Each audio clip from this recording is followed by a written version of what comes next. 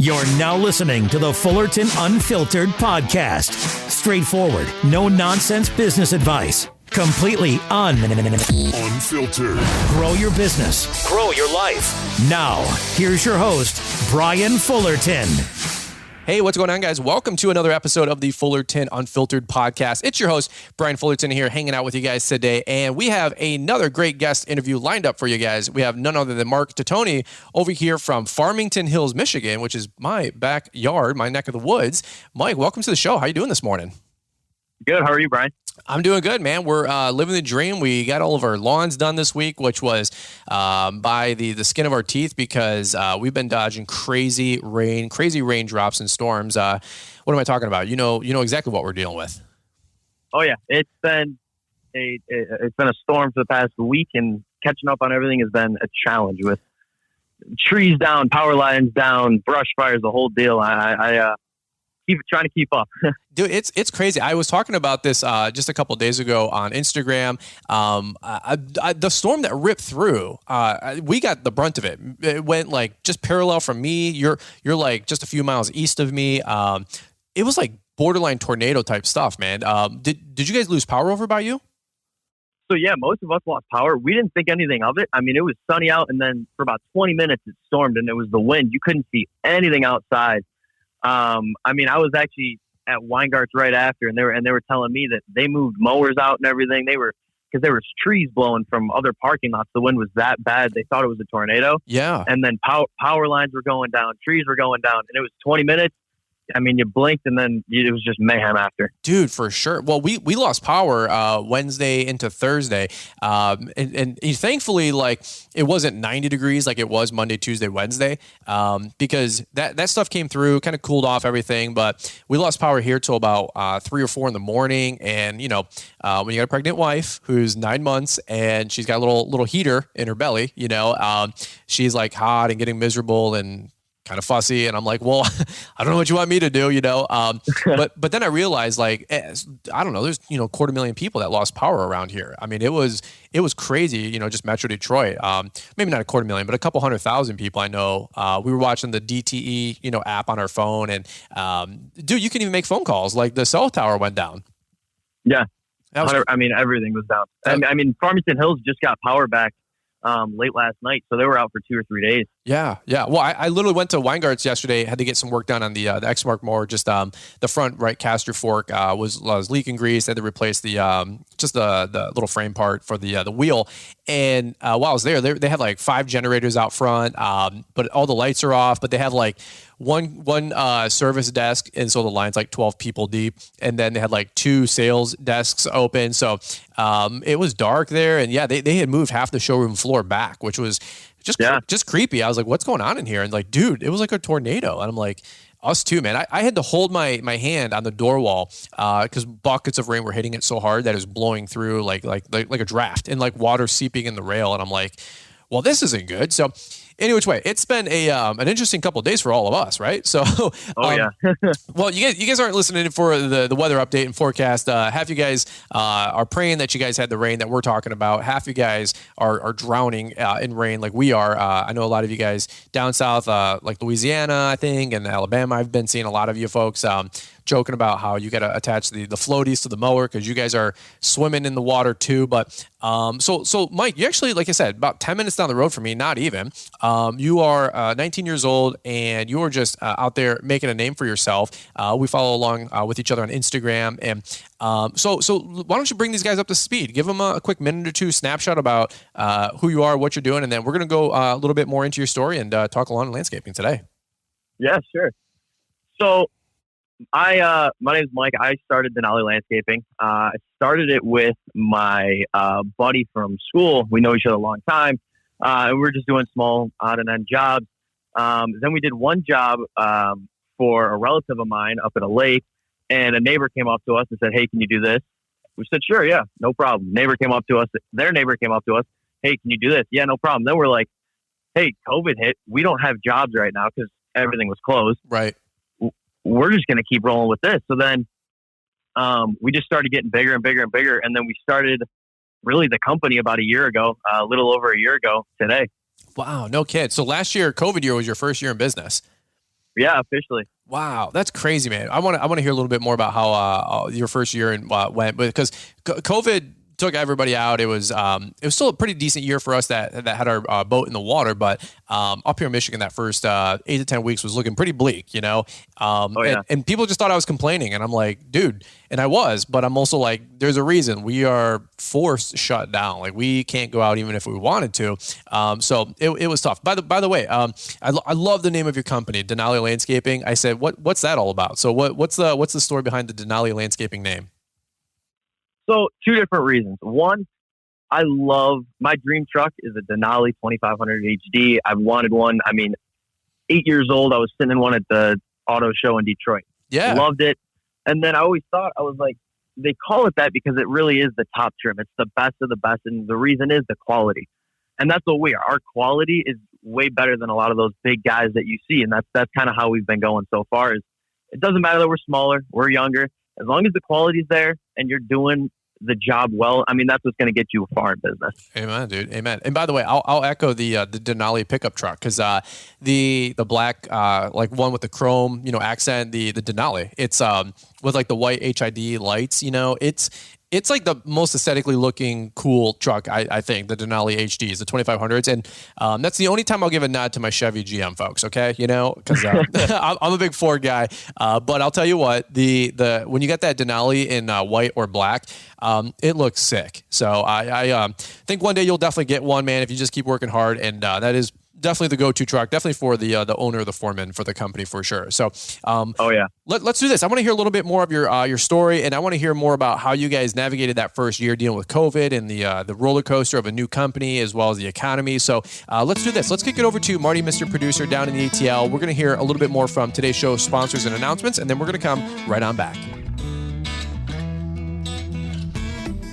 Hey, Brian, going back to your conversation about the weather, it is a big deal as many of us across the country are just boiling right now. As we see around these parts, it is hotter than a blister bug in a pepper patch. And I am sweating like a hog today here in the podcast studio. Like many of you, just daydreaming of colder temperatures. Hey, it's Mr. Producer, and winter's going to be here before you know it. Do you have a plan to make money this winter? If you've been considering adding snow services to your portfolio, then keep listening. I'll be back in just a moment to tell you about some of Brian's new offerings over at LawEntrepreneurAcademy.com. But first, a word from Echo, who is sponsoring today's show. Would you do me a favor, and if you follow Echo on Instagram, just shoot them a quick thank you for getting behind the Fullerton Unfiltered podcast.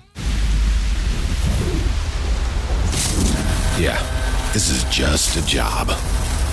Kind of like this is just a blower, and you're just some friends taking in the fall colors. The Echo PB 9010, 220 mile per hour wind speeds, 1,100 cubic feet per minute. Bye-bye. It's just the most powerful backpack blower in the world. So maybe that was just a job after all. Echo. Power on and on.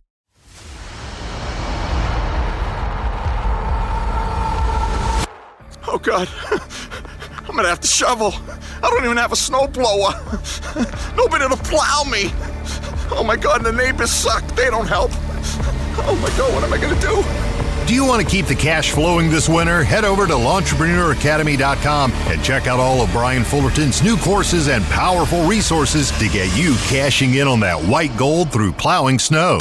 The snow plowing training course is easy to understand, and you'll learn what it takes to do the job effectively and how to bid, price, and estimate snow plowing for both residential and commercial properties. LawEntrepreneurAcademy.com has 3 new resources to take the hassle and guesswork out of securing your snow removal jobs. Plus, there's eye-catching marketing materials that can help you secure new clients quickly.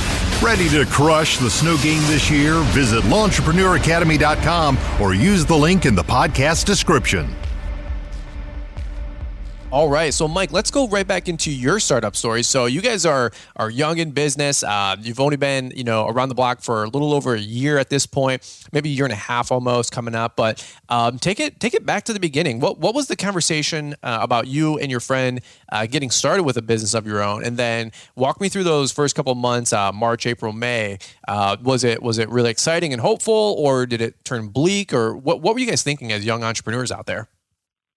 Yeah, it was a little bit of all of that, to be honest with you. So it's Sure. it's intimidating starting a whole business, being that young and realizing and the more you look into it, then you realize, oh, we need this. And I mean, it gets confusing. Right. We didn't know anything when it came to, I mean, we knew a decent amount, but all the details and this and that, we didn't know, obviously, and that's how we came up across your channel, is started looking stuff up on YouTube like everybody does. Okay.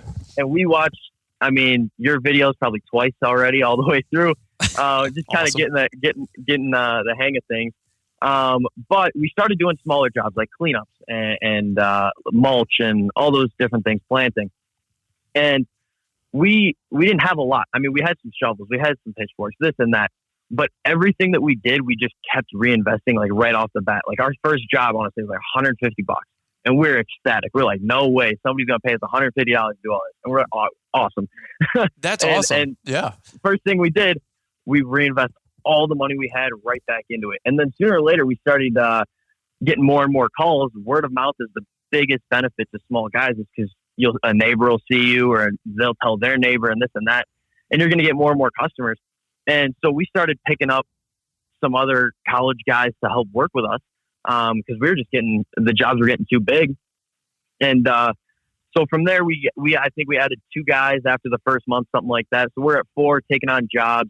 And most of the time for the first 2 months, we were doing like 2 to 3 jobs a week. It was a routine of it would start like with a cycle almost. We go to the local landscape supply site, one or whatever. We get a trailer full, or a truck full at this time, of mulch in the bed. Mm-hmm. Throw it in the bed, put it in the wheelbarrows, get it in there. Then you go back for another job and all these were under 3 yards or something like that. And we're going back and forth. And most guys we noticed, it comes 5 o'clock and they're all good to go. Our goal was to finish by 5 o'clock, not to go home, but to beat the time they close, to get back to the landscape supply to get another load to work until 9 o'clock at night. Like we were working 6 a.m. to 9 a.m. almost every day. That's awesome. Whether it was lawn, because we had to fit in lawns, the project, mulch, and this and that. So most of the time we can't have other people working 12-hour days like us. Luckily, I mean, it's hard being a high school, college kid. You have a lot of different things you want to go to. But me and my buddy who started it, we had the same vision. Like, hey, this can take us somewhere. So we had that mindset going into it. Like, hey, let's put in 12-hour days every single day. That's the only way we're going to get bigger and bigger and bigger. Because all the money we made went right back into it, so we can take on bigger jobs. So that's awesome. In order to make more money, like you hear all the time, you got to put in money to make money. So that's what we kept doing. We drained our accounts almost. Our business, just to keep on affording shovels, pitchforks, this, that. And then eventually we had pulled together $2,000 and grabbed the utility trailer.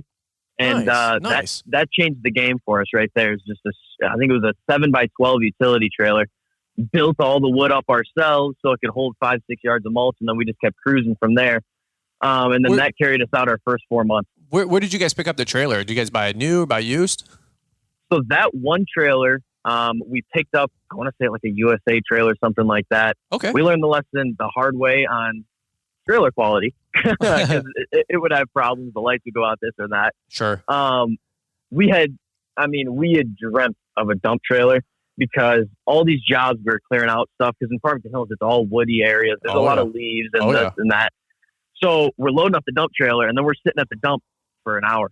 Yeah. Scraping it out by hand. We're using tarps. We're using all this. And we're like, wow, we got to work harder. We got to get a dump trailer. So finally, we kept working. And I put in an order, I want to say in September of last year, for a dump trailer at Kelly & Sons. Oh, okay. Because I saw your guys' trailer, and then I saw with your video with Envision, how they had their dump trailer. Yeah. And our big thing was, like I said, clear outs and a lot of debris removal and this and that. So sure. I put in an order for a 7.5 by 14 with a 5-foot side shirt track dump trailer.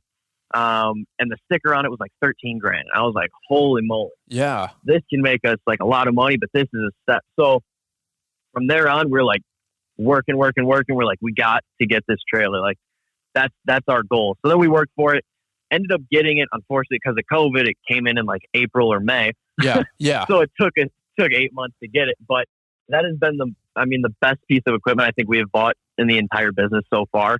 Wow. I mean, I look at it this way. We spent $12,000 or $13,000 on it, and it's generated for us almost like, I want to say like just in removals that if we didn't have the trailer, we would have lost maybe $80,000 to $100,000 worth of jobs. Wow. That's awesome. Without having it. That's crazy. Like it seems so like, I don't know. It's a dumb trailer, right? It's kind of weird. Like other kids like your age, they're like, dude, I want some Yeezys or I want a Jeep, Rubicon, right? And here you are like 19 living in a affluent area, right? And you're like, do we want a dump trailer? It's like, yeah, that's the problem. It's because everybody, I mean, it's tough being a high school, college kid. You want to go out. And I mean, even in the whole environment, you want to go to those parties. You want to go hang out with all those people. I mean, it's summertime, lake days. I mean, if you've been to Michigan, you know summers at a lake in Michigan are the best. Yep. And it's hard because you gotta stay dedicated to it, and we're grinding this whole time and putting all of our money in the business. I mean, we started off because we do landscape, hardscape, and then lawn maintenance. Okay. So we started off with the regular push mowers. Then we picked up a stander. We got the Staris. That was an awesome investment. We got one of the riders. We picked up an addition, and then we started off with a rider like a Cub Cadet. We got and then we got into like Exmark commercial mowers, and those guys changed it for us because I mean they're so much better, more efficient, cut faster, higher quality. And then we got into that because we've been getting a lot more commercial properties and this and that, and we wanted to have both maintenance to get our name out there and to also offer like full-time services to these customers who want the planting, the maintenance, the mulch, the whole deal. So that's kind of why we kept with it. Okay. Do you guys still do a lot of mowing, or have you guys kind of shelved that for now because your landscaping is taking over? Or what do you guys do day to day, like Monday through Thursday, Monday through Friday? What's your focus now? So we do. So I completely, like the buddy I mentioned before, he does go to college. Okay. Away. So he did kind of move away from the business. It is kind of like my full-time landscaping. And then he comes back and he helps out with the mowing. So we dropped down to maybe 40 residential lawns. And then we have 4 or 5 commercials. Oh, wow. Properties that we maintenance. Yeah. Yeah. So it was more before. We were picking up a lot. But we really had to cut it down because of how much landscape and hardscape we were doing. And we're at 3 trucks and 3 trailers right now. So, I mean, we've grown pretty fast in a year, but and it's kind of divided up in between that. So we'll have the guys majority of the time, if we have a lot of projects booked, like this week, we got set behind. So we had our lawn maintenance guys helping us out with landscape. And then me and 2 other guys would be mowing either from 6 to 8 or from 5 to 9. So we'd be fitting in all those mowing after or before our big landscape project. It's funny you say that because like I one thing I do like about Michigan in the summers is that it doesn't get dark till 9:30 at night, and it's weird because nobody cares if you're mowing at 9 p.m. Like, in the summertime, like in October, if you're mowing past 5 o'clock, you're a weirdo. It's getting dark. Yeah. But I always love like the fact that in Michigan, you got these long summer days and there's legit times where it does not get dark till 9 and 10 p.m. at night. And I'll be wrapping up a lawn at 8:30 because we got behind and people are outside barbecuing. They're doing their little walk and everything. And they're just kind of hanging out. And we're like, all right, dude, we got 6 more left. We can knock these out by 9:30.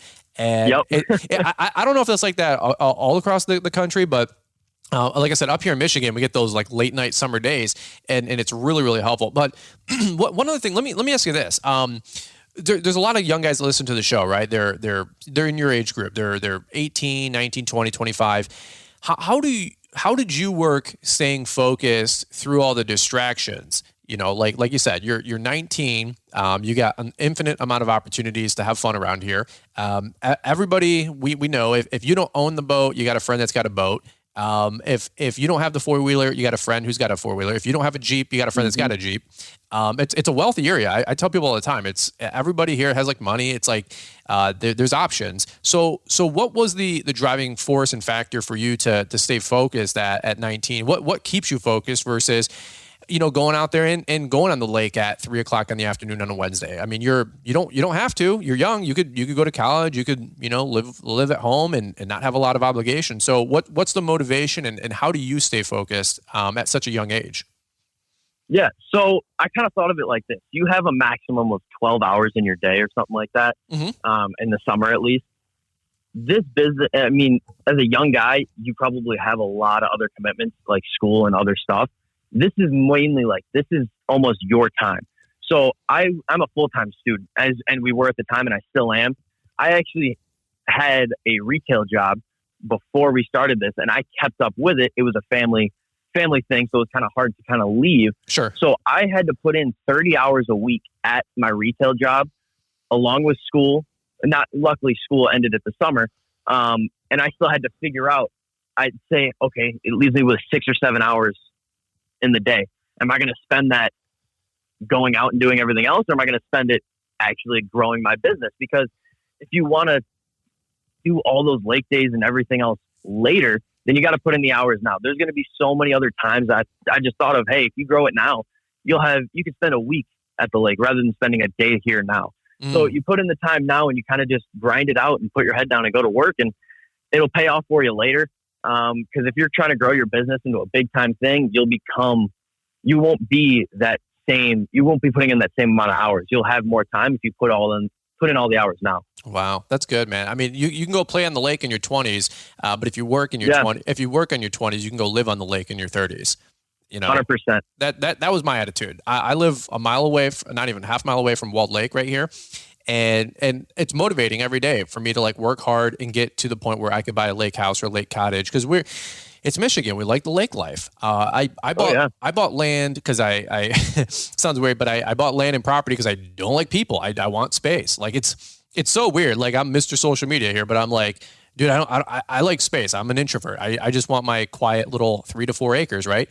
But I told Liz, I'm like, hey, we want to have a lake house or a cottage or a second home one day on Lake Charlevoix, where we can venture out into Lake Michigan, right? And get a really cool formula boat or something cool like in our retirement, right?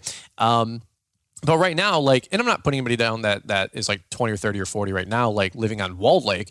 Walled Lake's a great lake. It's beautiful. But I'm like, I don't want to get there. I want to get to the macro. I want to get to the big lake. I want to get to the ocean, and to do that, I gotta work in my 20s and 30s. And by the way, people that live on this lake, they hustle in their 20s and 30s to be able to enjoy the lake life in their 40s and 50s. And it's like, and I'm not saying like every day you can't, you can't go to the pool once in a while or the lake once in a while. I'm not saying that or advocating that, because I think too often sometimes we do go from one ditch to the other, where it's like, I'm only going to work and I'll enjoy my 30s.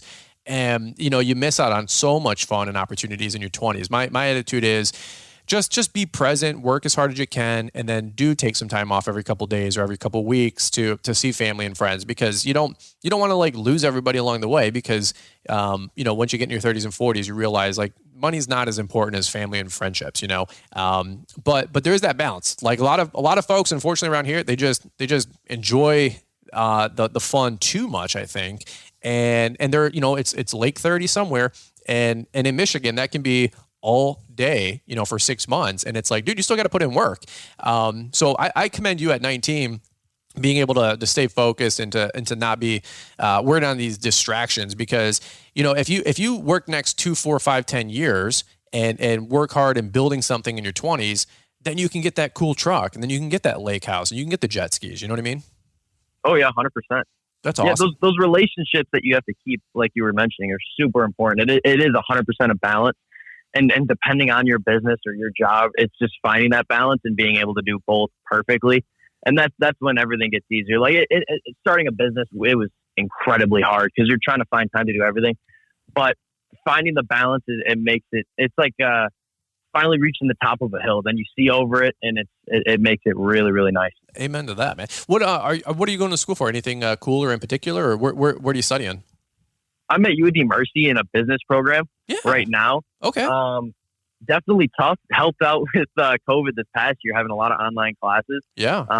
But gonna be doing them both, and like I said, finding that balance and being able to do both of them, keeping up with all the customers and stuff like that. Because luckily, like I said, we expanded into hardscaping this year, and that's been taking off with patios, walkways, fire pits, living areas, all that. So that's gonna kind of help us.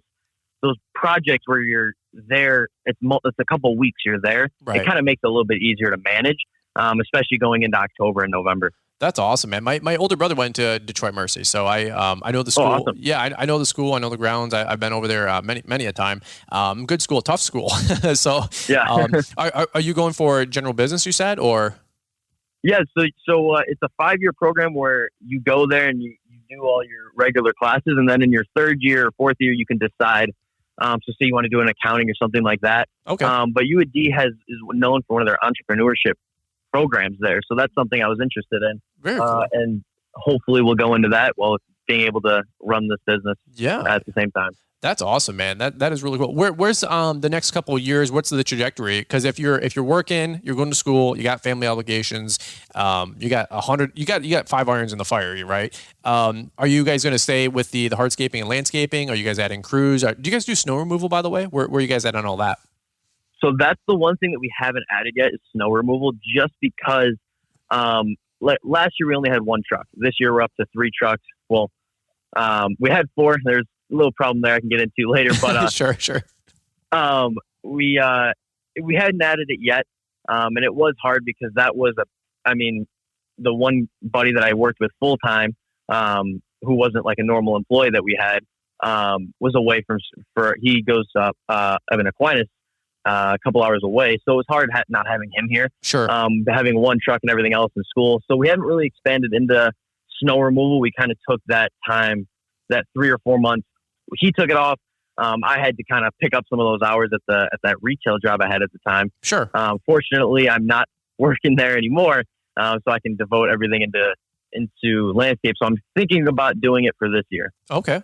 Yeah. Snow's a full-time commitment. I mean, Yeah. Even though it only snows, once every, 8 to 10 days around here in Michigan.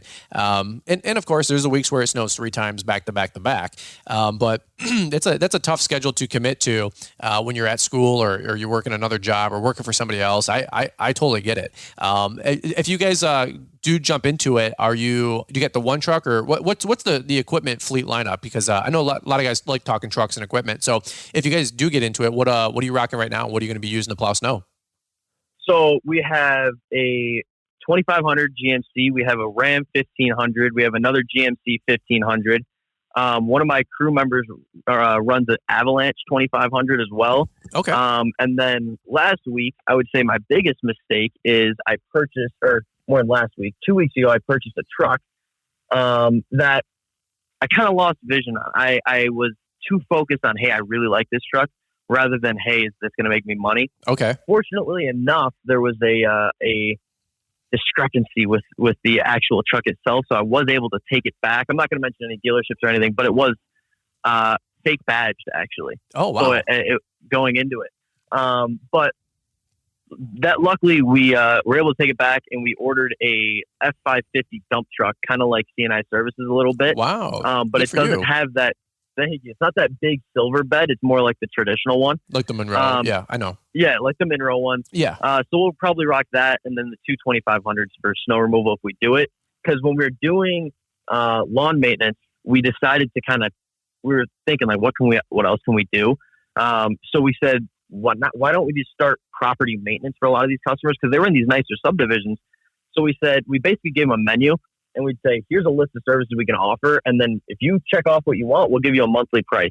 So trimming their boxwood shrubs, fertilization, mowing, blowing, making sure their beds are clean. And we'll say, all right, $300 a month, you got yourself a deal. Okay. So those are the ones that we've been doing. And now they're all asking, hey, can you offer snow removal? So that's when we're thinking about, I think it's a good time to start getting into it. That's cool, man. Yeah, I could foresee you guys adding 50 grand in snow, no problem. I mean, it's I know of a really good resource where you guys can get some training from some online courses for $99 for snow. I'm just having fun. Actually, I will tell you this. I'm not sure when this episode will come out, but by the time this episode does, we should have some snow removal contracts, residential and commercial, that are available on Entrepreneur Academy. We actually partnered up with Bedell. We're putting them on the Launchpreneur Academy website. So the actual contracts that we use for commercial and residential, I mean, we've done, I would have to look it up, over 100, 150 grand in snow and salt in just 3 years. I mean, it's been crazy. I never would have thought that it could be such a lucrative part of our business.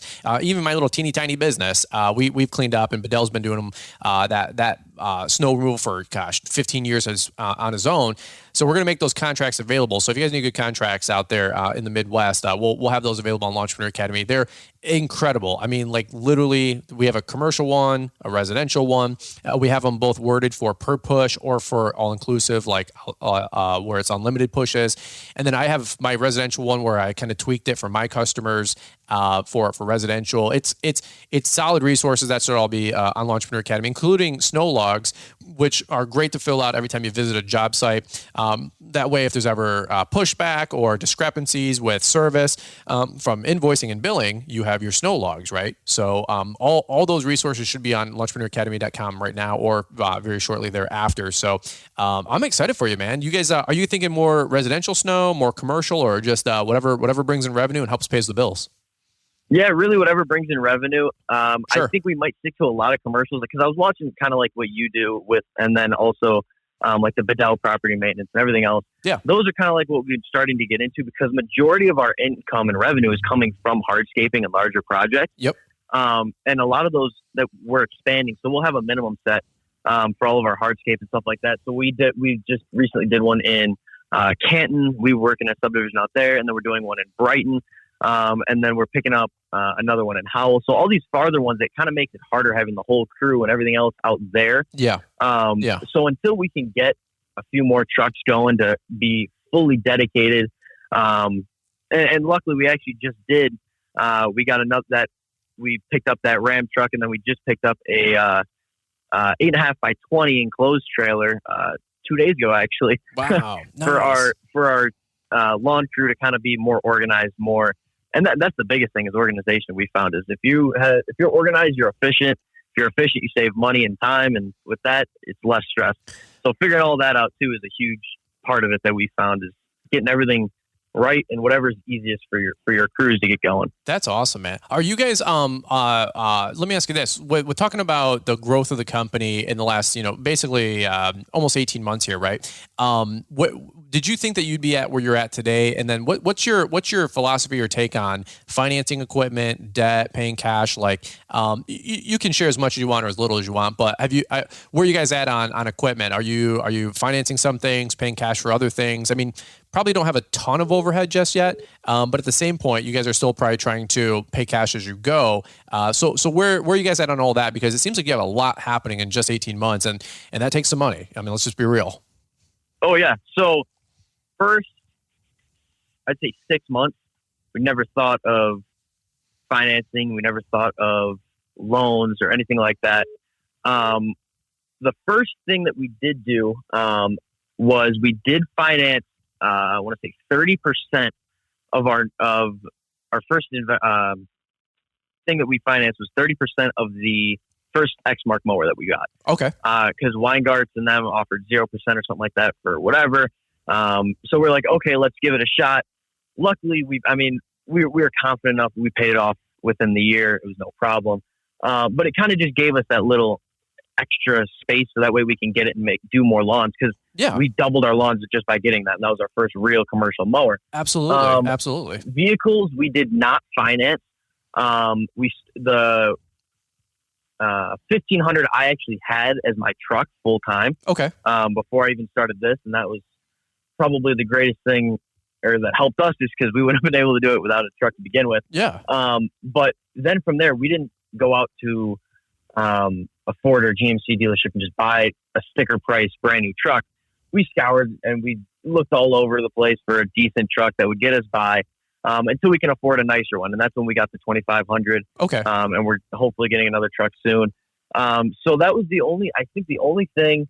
And then we did finance, 50% of the dump trailer. And then we paid that off in the month. Nice. So, okay. That one, because we had no idea that was going to bring us that kind of money. Yeah. And we paid it off within the month. And those were really the only two things that we ever financed.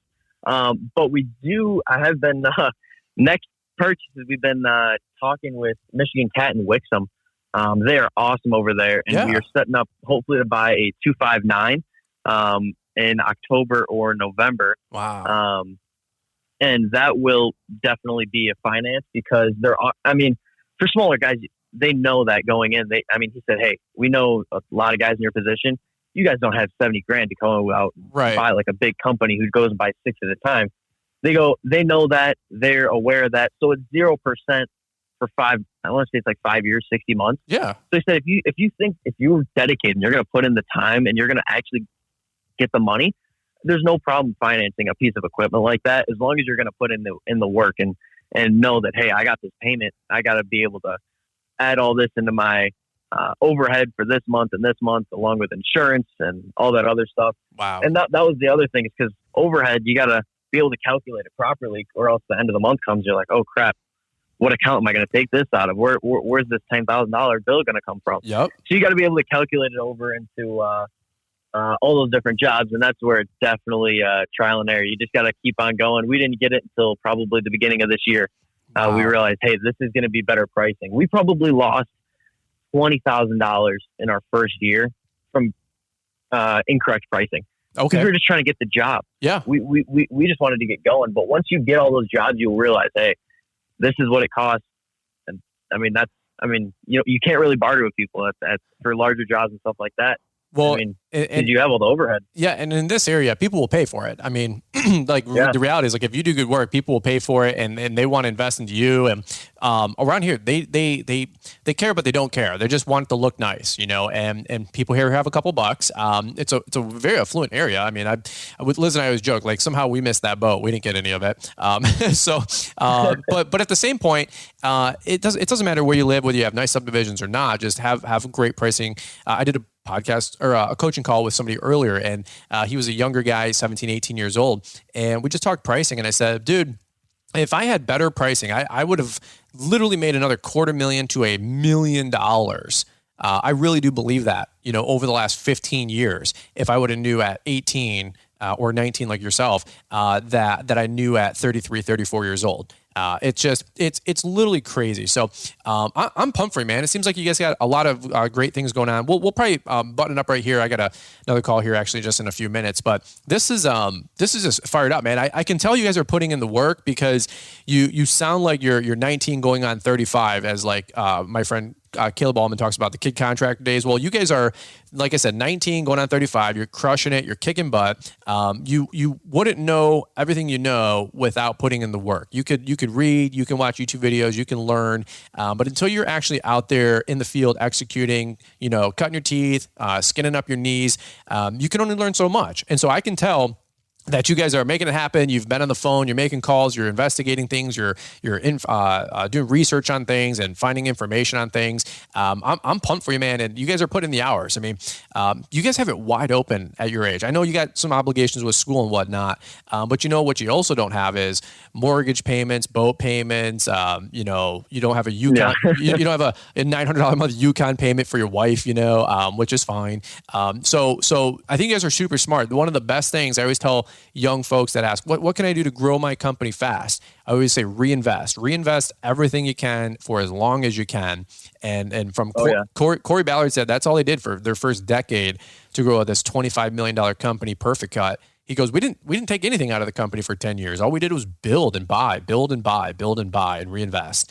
And yes, so that's all. That's huge. That's all we did. And I mean, people would say, oh, you guys must be making a lot of money. How much, or my buddies would be, how much money are you making? None. $0. None. Everything that we spent went right back into it so that we can keep doing all this. And it was, and that's just like you said, getting the right pricing. Yeah. I mean, getting the right pricing and making all the money and putting it right back into it, or else you can't do anything. Well, you take all the money, you go spend it on boats and shoes, you can't go anywhere. And again, looking cool at 19 is one thing. Looking cool at 35 with a lake house, a paid for boat, and then having that Denali truck. That's what I see in your future, maybe even sooner than 35, but like 28, 29 years old. You know what I mean? And hey, yeah. Look, I got the land. I'm going to get the Razor, the 4-wheelers, all that mess. You get the lake stuff, and then we'll just meet halfway and hang out with each other. How about that? So, yeah, that sounds good. I always joke. I said, I'm taking care of all the land toys. Somebody gets the water and the jet skis. You get those toys, and that way we'll just swap, and then we can hang out and have fun. And that way we both don't have to spend $100,000 on big boy toys. Amen. Yeah. So I love it, man. All right. Well, hey, where can people find you and follow up with you if they want to follow up on social media, or do you guys have a website? We always like to see where people can we can point them to if they want to catch up with you. Yeah, you guys can check out. We have an Instagram, Denali Landscaping. That's all it is. Okay. And then you can go online. Our Google page, the whole deal, has all of our photos, phone number, email, the whole deal. Awesome, man. All right. Well, Mike, how do you say your last name one more time while we got you? Tartoni. Tartoni, that's right. So we got Mark Tartoni over here from Farmington Hills, Michigan, Denali Landscaping. They're kicking butt. I hope to see you guys around town, and whether it's at Weingart's, hopefully maybe see you guys down at JE Plus Expo if you guys are going there. If not, hey, I know. Yeah, we'll see you there. I also know of a great live event about 3 miles from your house, Launchpreneur Academy, right? So I'm selling tickets, man. So hopefully we see you guys there as well. But any which way, thanks for taking time out of your busy afternoon as well. We're doing this on a Saturday, and I know you guys got family stuff, and hey, you could be out there working, you could be on the lake, man. So thanks for spending an hour of your time with us on the Fullerton Unfiltered podcast. Thank you for having me. This is awesome. Absolutely, brother. All right, guys. Well, hey, this is another episode of the Fullerton Unfiltered podcast. We really appreciate Mike's time joining us with us on the show. But make sure you guys give him a follow. Check him out on Instagram as well. And we'll definitely be keeping in touch with him and hopefully see his escapades going into snow and fall cleanups and all that fun stuff. And maybe we'll get you back on the show later this fall, winter. What do you think, Mike? Yeah, sounds good to me. Awesome. All right, guys. Well, hey, we'll button it up right here. This was a fun time. And guys, thanks so much for listening to this episode of the Fullerton Unfiltered podcast. We look forward to catching up with you guys here on the next one. I was just on the LaunchpreneurAcademy.com website, and guys, it's got to be a typo. I can't believe the price Brian has on the How to Hire and Retain Employees training program. This price is so low, I'm not even going to mention it on the show. Now, my theory is that with all the struggles people are having finding good help, that it's just a magnanimous gesture on Brian's part. So if you're looking to hire a new team member and grow your company and want to learn the right mindset to hiring and firing, as well as some solid ideas on recruiting and training employees, then pick that up for less than the price of a Starbucks over at LaunchpreneurAcademy.com and start checking the site on a regular basis for tickets to the live event. And remember, please tell the folks over at Echo how much you appreciate their investment in our community. Yeah, this is just a job. Kind of like this is just a blower and you're just some friends taking in the fall colors. The Echo PB 9010, 220 mile per hour wind speeds, 1,100 cubic feet per minute of bye-bye. It's just the most powerful backpack blower in the world. So maybe that was just a job after all. Echo, power on and on.